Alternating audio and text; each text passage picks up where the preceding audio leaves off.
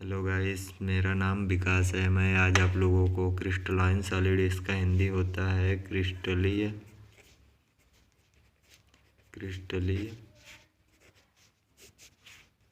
ठोस, और amorphous solid, इसका हिंदी होता है अक्रिस्टलीय ठोस। क्या होता है? अक्रिस्टलीय ठोस।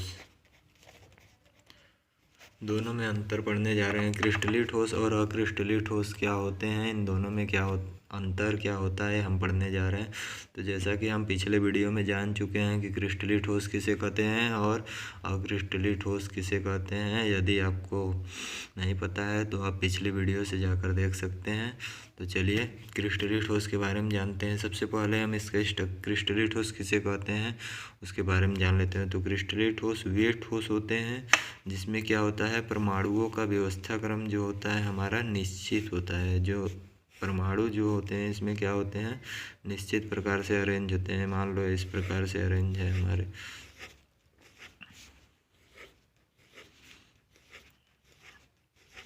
तो परमाणुओं का व्यवस्था क्रम क्या होना चाहिए, इस क्रिस्टलीय ठोस में निश्चित होना चाहिए। मान लीजिए कि यहाँ Na+ है और यहाँ Cl- और यहाँ Na+ और यहाँ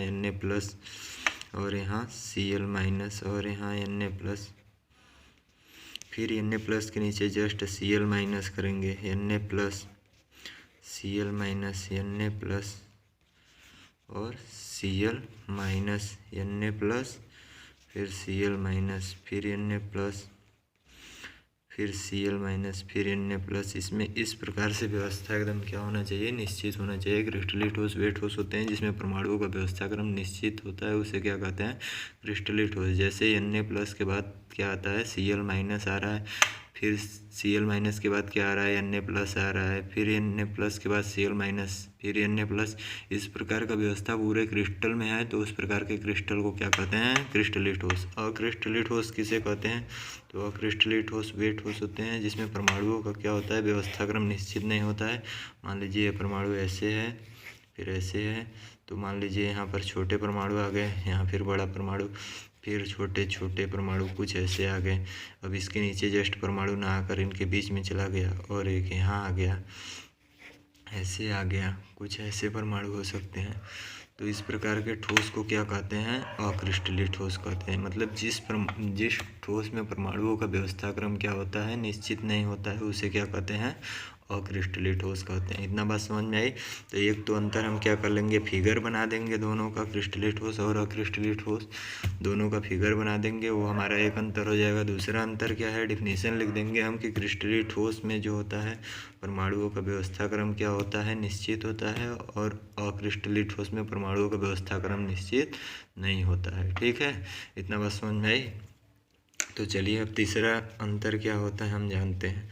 तीसरा अंतर जो होता है, क्रिस्टलीय ठोस को जब हम क्या करते हैं, कट करते हैं, क्या करते हैं, ये क्या मिलेगा, स्मूथ सरफेस मिलेगा, और इसमें क्या होगा, हमको जो होता है इरेगुलर सरफेस या मतलब खुरदुरा सरफेस मिलता है। ठीक है, प्लेन सरफेस नहीं मिलेगा। तो अब क्या होता है, जब हम देखो यहाँ से क्रिस्टलीय ठोस को जैसे ही हम यहाँ से कट करेंगे, अगर अच्छे से आप लोगों को दिख पा रहा है तो यहाँ जैसे यहाँ से अगर हम कट किए तो Na+ का क्या हुआ, सभी एटम इस समय Na+ के कटेंगे, चाहे जितना दूर चले जाएं क्रिस्टलीय ठोस में, सभी एटम किसके कटेंगे, Na+ के कटेंगे। तो सभी एटम आधे आधे से जब कट जाएंगे तो हमको क्या मिलेगा, एकदम दोनों तरफ स्मूथ सरफेस मिलेगा, एकदम चिकना सतह मिलेगा, सपाट सतह मिलेगा। अगर हम ऐसे कट करते हैं तो एक एटम Na+ का आधा कटेगा, आधा Cl- का। देख रहे हो, एकदम एटम बीच से कट रहे हैं तो क्या मिलेगा हमको, स्मूथ सरफेस मिलेगा, मतलब चिकना सतह प्राप्त होगा। जैसे कि हम लोहा को जब काटते हैं या सोने को जब हमारा कटिंग किया जाता है, जो हमारे ज्वेलरी बनाए जाते हैं, तो कटिंग के बाद हमको एकदम स्मूथ सरफेस मिलता है। ठीक है, क्योंकि एटम एकदम बीच से कटता है। या तो अगर हम इस प्रकार से यहाँ से देखें तो क्लोरीन, अगर हम इसको ऐसे काटें तो यहाँ से क्लोरीन एटम कटेगा पूरा। तो अगर हम इसको क्या करते हैं, तेज़ धार वाले औजार से या चाकू से काटते हैं तो हमको क्या मिलता है, सतह जो इसकी मिलती है वो कैसी मिलती है, चिकनी मिलती है, सपाट मिलती है।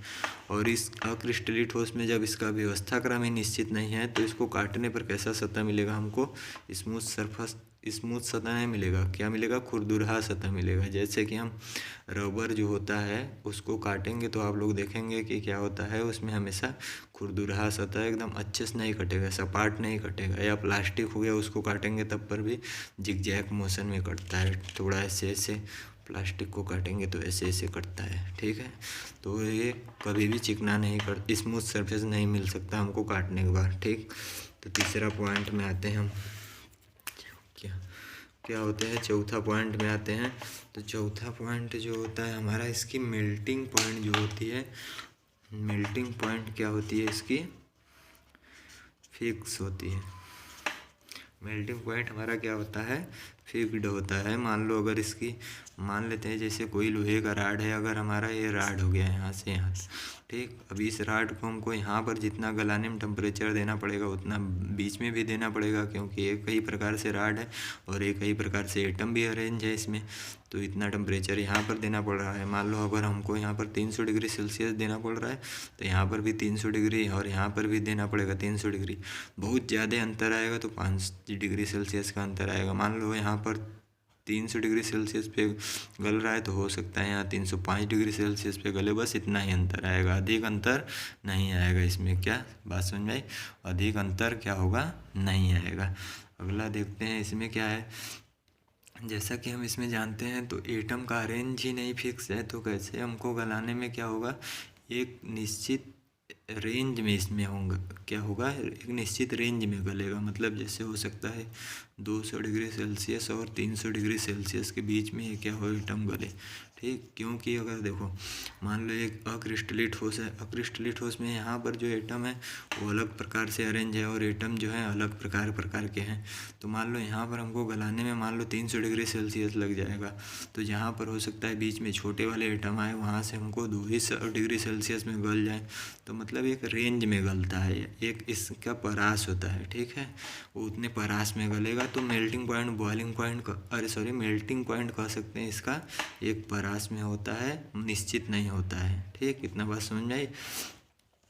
अगला पॉइंट हम चलते हैं, कौन सा, इसको कहते हैं क्रिस्टलीय ठोस को कहते हैं एन आइसोट्रोपिक नेचर। क्या कहते हैं, anisotropic nature, anisotropic in nature कहते हैं इसको, और इसको कहते हैं आइसोट्रोपिक नेचर, ठीक। इन नेचर कहते हैं, आइसोट्रोपिक इन नेचर कहते हैं इसको। अब इसका हिंदी क्या होता है इसको हम जान लेते हैं। इसको कहते हैं हिंदी में विषमदैशिक, क्या कहते हैं, दैशिक, इसको हिंदी में कहते हैं विषमदैशिक और इसको हिंदी में कहते हैं समदैशिक। देखो अब इसका मतलब हम समझ लेते हैं, विषमदैशिक और समदैशिक क्या होता है, यही सबसे इम्पोर्टेंट है इसमें। तो विषमदैशिक हम उसको कहते हैं जब किसी क्रिस्टलाइन सॉलिड में, समझ लेते हैं पहले, क्रिस्टलाइन सॉलिड में जैसे कि हम यहाँ पर देखो, अगर हम एक यहाँ पॉइंट से चलना स्टार्ट किए इस डायरेक्शन में तो हमको क्या मिलेंगे, सभी Cl- मिलेंगे, चाहे जितना दूर तक हम जा सकते हैं तो सभी क्या किस प्रकार के एटम मिलेंगे, Cl-। अगर हम इस डायरेक्शन में चले तो क्या मिलेंगे हमको, Na+ मिल रहा है और Cl- मिल रहा है। क्या मिल रहा है, Na+ और Cl-, मतलब एक डायरेक्शन में जाने पर हमको एक ही प्रकार के एटम मिल रहे हैं। अगर यहाँ से इस डायरेक्शन में फिर चलना स्टार्ट कर दें हम तो फिर से हमको Cl- मिलना स्टार्ट हो जाएगा, ठीक। अगर यहाँ दूसरे जगह से हम चलना शुरू करें तो यहाँ से Na+ और यहाँ से क्या होगा, हमको इधर चलना स्टार्ट करें तो Na+ और इधर आने पर नीचे Na+ और इस साइड जाने पर Na+ और Cl- मिलेगा। मतलब एक निश्चित दिशा में जाने पर एक निश्चित प्रकार के एटम मिल रहे हैं, तो इसी को हम क्या कहते हैं, एन आइसोट्रोपिक नेचर, मतलब विषमदैशिक, ठीक। अब इसमें समझ लेते हैं। अब हिंदी वालों को थोड़ा सा यहाँ पर दिक्कत होता है कि विषम दैशिक का मतलब होना चाहिए कि विषम दैशिक, जैसे कि हम यहाँ से विषम विषम दिशा में जाए, जैसे इधर चलने पर हमको Na+Cl- मिल रहा है, लेकिन इधर चलने पर बस Cl- मिल रहा है। तो इससे हम समझ सकते हैं कि विषम दैशिक का अर्थ होता है कि विषम विषम दिशा में जाने पर विषम विषम प्रकार के एटम मिलेंगे। इधर जाने पर Cl- मिल रहा है और इधर जाने पर Na+Cl- दोनों मिल रहे हैं। और इसमें देखो, इसको क्या कहते हैं, आइसोट्रोपिक नेचर, मतलब कि एक पॉइंट से हम किसी भी दिशा में जाए तो सभी प्रकार के एटम मिल जाएंगे, चाहे जितने भी प्रकार से ये बना हुआ है हमारा क्रिस्टल। मान लो ये क्रिस्टल यहाँ पर दिखाया गया है जैसा कि बड़ा एटम और छोटा एटम से मिलकर बना हुआ है, तो इस दिशा में जाने पर हमको बड़ा एटम और छोटा एटम दोनों मिल गया। इस दिशा में भी जाएंगे तो कहीं ना कहीं बड़ा एटम और छोटा एटम मिल ही जाएगा, और इस दिशा में भी जाएंगे तो कहीं ना कहीं बड़ा और छोटा एटम दोनों मिल जाएंगे। तो मतलब इसमें क्या होता है, समदैशिक का मतलब एक ही दिशा में जाने पर सभी प्रकार के एटम मिल जाएंगे। क्या होगा, जितने भी प्रकार के एटम से बना होगा सभी प्रकार के एटम एक ही दिशा में मिल जाएंगे, तो इसको कहते हैं हम लोग समदैशिक। ठीक, अगला हमारा क्या होता है, जो है हमारा अगला पॉइंट, इसमें क्या होता है हमारा कि इसे कहते हैं, इसमें जो है परमाणुओं का एटम का अरेंजमेंट कैसा होता है, लॉन्ग रेंज होता है।